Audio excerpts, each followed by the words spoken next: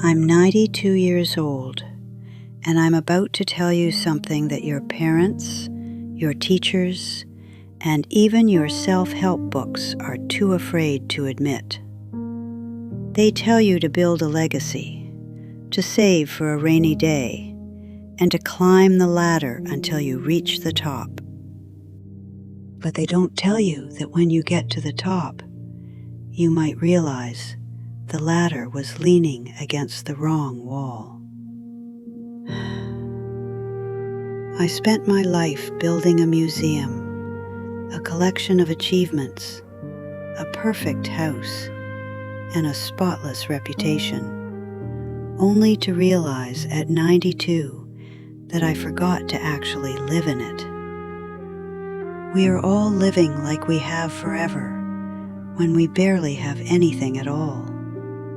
I see you in your 30s and 40s, telling yourself that you'll finally relax when the mortgage is paid, or when the kids are grown. You think you have time, but the goalposts keep moving, and later is a horizon you will never reach. I didn't learn this in a book. I learned it on a rainy Tuesday in 1968. A day that should have been the happiest of my life, but instead became the root of my deepest regret. It was October 1968. I was 34, and I had just been offered a senior partnership at my firm. My husband David took me to a high-end restaurant to celebrate. I remember sitting across from him, but I wasn't really there. I was obsessing over the wine list, worrying about whether my dress looked expensive enough, and rehearsing the thank you speech I'd give to my boss the next morning. I was so focused on being significant that I didn't notice the quiet light in David's eyes. Halfway through dinner, he reached across the table and tried to tell me something important. I cut him off. I told him I needed to focus on the business plan in my head. It wasn't until we were in the car that he finally said it. I'm going to be a father.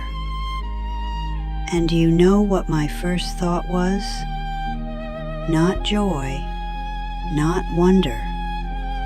I thought about how a baby would disrupt my schedule. I traded the most miraculous moment of my life for a mental to-do list. I promised myself that night I would change. But like most of you, I broke that promise almost immediately. The real tragedy of life isn't that it's short. It's that you will forget it's short. After that night in 1968, I didn't become a bad person. I became a comfortable person. I was physically present in my home, but I was emotionally on another planet. I treated my marriage like it could run on autopilot. We stopped having real conversations about our dreams and started talking only about logistics. Who was picking up groceries? Who paid the electric bill? And which school was best for our daughter? I thought providing was the same as loving. I thought that as long as I wasn't doing anything wrong, no cheating, no fighting, I was doing things right. But relationships don't die from dramatic failures. They die from 1,000 small neglects. I spent decades saying, "Not now, I'm busy," when my daughter wanted to play. Or, "Maybe next year," when David wanted to travel. I was busy building a future, but I was doing it by stealing from the present. I thought I was being responsible. In reality, I was just being lazy with my soul. My husband died suddenly in 1998. He was 64. We had been married for 42 years, and people told me at the funeral what a good marriage we had. But as I sat in our living room alone, all I could see were the ordinary Tuesday nights I had wasted. I saw the walks I didn't take because I was too tired. I saw the times he tried to tell me the same story for the 10th time, and I, instead of listening. When someone dies suddenly, they take all your unsaid words with them. You think you'll have time to apologize for that argument from 5 years ago. You think you'll eventually take that trip to the Highlands your partner always dreamed of. But then the deadline arrives. After David was gone, I found a journal he'd kept. He wrote about feeling invisible in his own home. He wrote about hoping the woman he married would come back from her busy life. I was sleeping in the same bed as him every night, yet I had allowed us to become strangers. Don't wait for a hospital bed to realize that being right isn't as important as being close. I'm 92 now, and I can count on my fingers the number of days I was truly, fully present.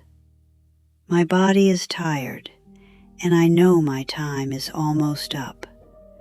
But I'm making this because you still have time. Your partner is still there. Your children are still young. The perfect time to live will never come. Life will always be messy, and there will always be bills to pay. But if you wait until you have enough money or enough time, you will wake up at 92 realizing you waited your entire life away. Stop trying to impress people who don't matter.